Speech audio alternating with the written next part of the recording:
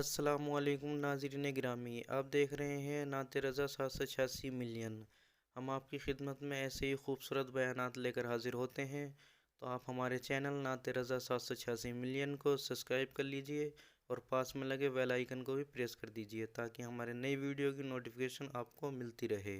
جہاں مرد نماز سے دور ہے، میری مائیں اور بہنیں بھی کوسوں دور ہے، اور میری مائیں بہنیں کہتی مولوی صاحب ہمیں بچوں کو کھلانا پڑتا ہے، بچوں کی پرورش کریں، مرد تو چھڑے ہیں، مرد تو ان کو کوئی پرابلم ہی نہیں ہے، ہمیں بچے پالنے پڑتے ہیں، بچوں کو کھلانا پلانا ہے، کپڑے دھلنے ہیں، کھانا بنانا ہے، یہ کرنا ہے وہ کرنا ہے۔ میں پوچھنا چاہتا ہوں میری بہنوں، یہ بتاؤ بچے صرف تمہارے ہیں یا سیدہ فاطمہ الزہرا کے بھی بچے تھے؟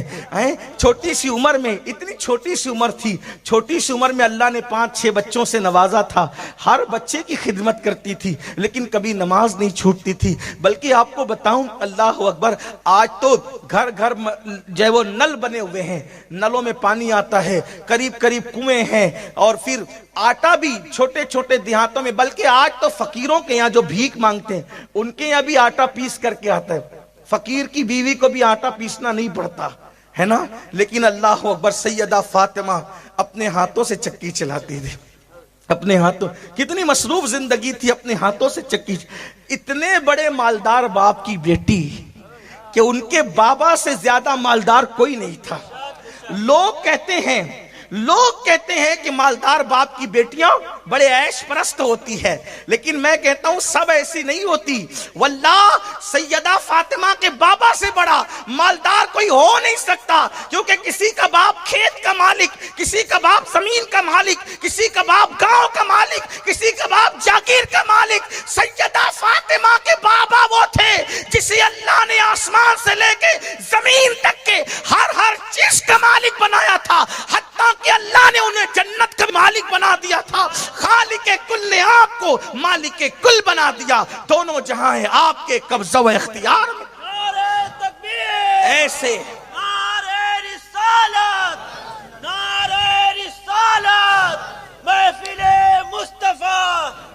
ایسے مالدار باپ کی بیٹی، ایسے مالدار باپ کی بیٹی، ایسے دولت مند باپ کی بیٹی، جس کے بارے میں میرے امام نے کہا آسماں خان، زمین خان، زمانہ مہمان، صاحب خانہ لقب کس کا ہے تیرا تیرا۔ جس کو بھی بھیک ملی ان کے در سے ملی، جس کو بھی جو نعمت ملی اس کے در سے ملی۔ خلق کے حاکم ہو تم، رزق کے قاسم ہو تم سے ملا جو ملا تم پہ کروڑوں درود۔ فرشتے جس کے دروازے پہ دامن بھرے، انبیاء جس کے دروازے پر نعمتیں پائیں، اللہ اکبر، وہ میرے نبی کی چوکھٹ ہے۔ اللہ اندازہ تو کریں، اتنے مالدار باپ کی بیٹی ہے، ہاتھ سے چکی چلاتی۔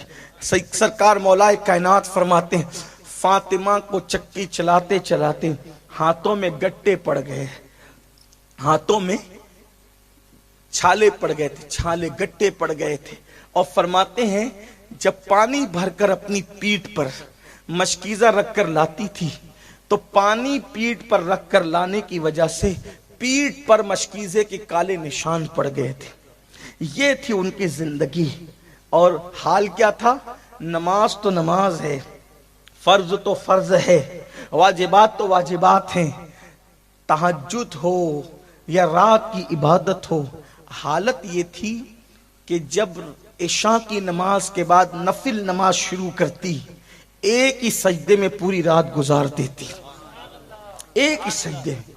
اور جب صبح ہوتی نماز جلدی سے مکمل کرتی، اور صبح ہوتی تو کہتی اللہ تو نے رات اتنی چھوٹی بنائی، اتنی چھوٹی تو نے رات بنائی کہ فاطمہ دل کھول کے سجدہ نہ کر سکے، کوئی رات ایسی بڑی دے دے کہ فاطمہ دل کھول کر دل کے ارمانوں کے ساتھ سجدہ کر لے۔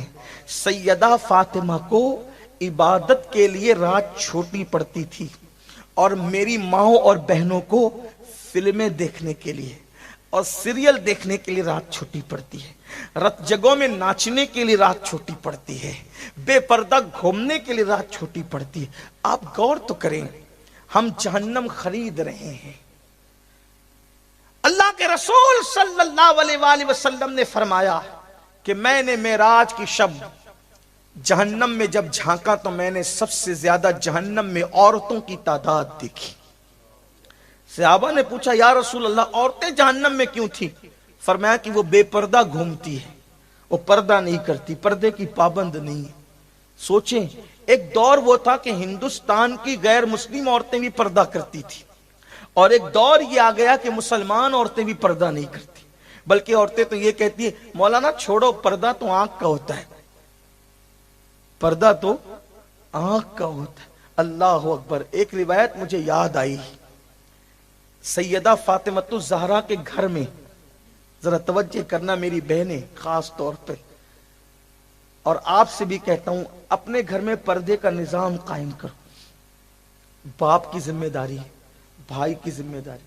دیکھو، اپنا صرف نیک بن جانا ہمیں نجات نہیں دلا سکتا جب تک گھر میں ہم اسلامی ماحول قائم نہ کریں، بلکہ میرے آقا کا فرمان یہ ہے، جس گھر کی عورتیں بے پردہ رہتی ہو اور اس گھر کے مرد مثلاً بھائی، باپ، شوہر ان عورتوں کو بے پردگی سے منع نہیں کرتے، وہ مرد دیوس ہے، دیوس۔ اللہ نہ ان کی نمازیں قبول کرتا ہے نہ ان کی دعائیں قبول کرتا ہے۔ یعنی جس گھر کی عورتیں بے پردہ گھومے گی، اس گھر کے مرد اگر ان کو منع نہ کریں، اللہ نہ ان کی نمازیں قبول کرے نہ ان کی دعائیں قبول کرے۔ آج سب کو شکایت ہے ہماری دعا قبول نہیں ہوتی۔ تیری بیٹی بے پردہ تو نہیں گھومتی، تیری بہن بے پردہ تو نہیں گھومتی، تیری بیوی بے پردہ تو نہیں گھومتی، کیا ہو گیا؟ دین سے دور ہو گئے، آخرت کی فکر بھول گئے، اللہ کے عذاب کو بھول گئے، اللہ کے عذاب کو کہانی قصہ سمجھنے لگے، واعظ و نصیحت کی محفل میں ہنسنے ہنسانے کی بات کرنے لگے۔ نہیں، مرنا ہے، آخر موت ہے، اللہ کو منہ دکھانا ہے۔ مسلمانوں تو اسلام پر چلو، اللہ رسول کی بات مانو، اپنی مرضی کے مطابق مت چلو۔ ایک مرتبہ سیدہ فاطمۃ الزہرا کے گھر اللہ کے رسول تشریف لائے، ساتھ میں نابینا صحابی تھے۔ نابینا صحابی گھر میں آئے، سیدہ فاطمۃ الزہرا کسی پردے کے پیچھے چھپ گئی۔ اللہ کے رسول نے امتحان لینے کے لیے کہا، بیٹی فاطمہ کس سے چھپ رہی ہو؟ اشارہ کر کے کہا، ان سے، تاکہ ان کا دل بھی نہ ٹوٹے، ان سے۔ ارشاد ہوا یہ تو نابینا ہے۔ عرض کرتی آقا یہ نابینا ہے، میں تو نابینا نہیں ہوں، میں نابینا نہیں ہوں، اس لیے ان سے پردہ کر رہی ہوں۔ اندازہ کریں، غور فرمائیں، یہ مزاج تھا سیدہ کائنات کا۔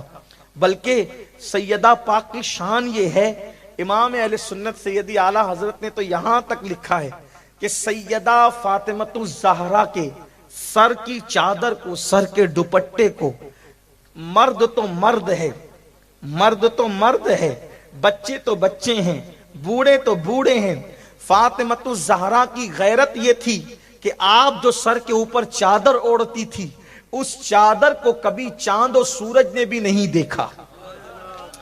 آپ نے اپنی سر کے چادر کو، سر کے بالوں کو نہیں، سر کے بالوں کی بات بہت بلند ہے، سر کے بالوں کی بات بہت بلند ہے۔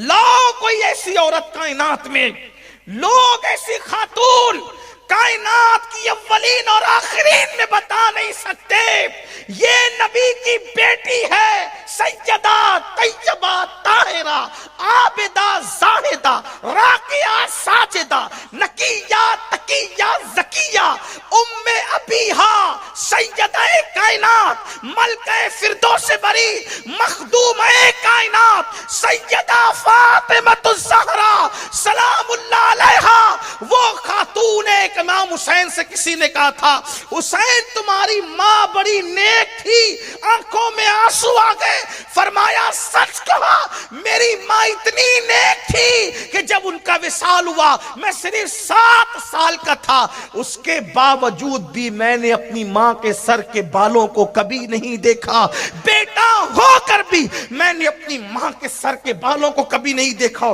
کوئی ایسی خاتون تو لاؤ۔ اللہ اکبر۔ امام اہل سنت مجدد میت ماضیہ لکھتے ہیں کہ سیدہ فاطمہ نے اپنی چادر کو چاند و سورج سے بھی چھپایا، ان کی چادر کو کبھی چاند و سورج نے بھی نہیں دیکھا۔ فرماتے ہیں جس کا آنچل نہ دیکھا مہو مہر نے، آنچل کہتے ہیں چادر کو، دوپٹے، جس کا آنچل نہ دیکھا مہو مہر نے، اس ردائے نزاہت پہ لاکھوں سلام۔ اس ردائے نزاہت پہ لاکھوں یہ ہے عورت کا کردار. اور آج گانے ہو رہے ہیں عورتوں کے درمیان. اللہ کے رسول صلی اللہ علیہ وآلہ وسلم کا فرمان سنو.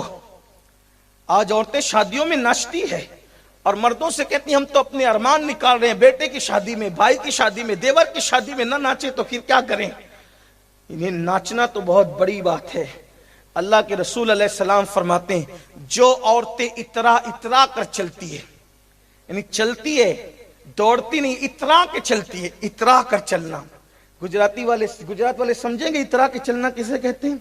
مجھے گجراتی نہیں آتی ورنہ میں گجراتی میں بولتا آپ کو, لیکن آپ سمجھ سکتے ہیں میں کہنا کیا چاہتا ہوں کہ اترا کر جو عورتیں چلتی ہے اللہ تبارک و تعالی اس عورت کو جنت کی خوشبو بھی نہیں دے گا, اور اس عورت پر اللہ کی لعنت ہوتی ہے, اور زمین اس کو پکار پکار کر کہتی ہے اترا کر چلنے والی عورت, جب تم میرے اندر داخل ہوگی تو تجھے ایسا دباؤں گی کہ تیری پسلیاں ایک دوسرے سے مل جائے گی. یہ دنیا ہی سب کچھ نہیں ہے, یہ دنیا ہی سب, ایک دن قبر ہے, قبر میں جانے سے انکار کس کو ہے. یہ دنیا ہی سب کچھ نہیں ہے, ایک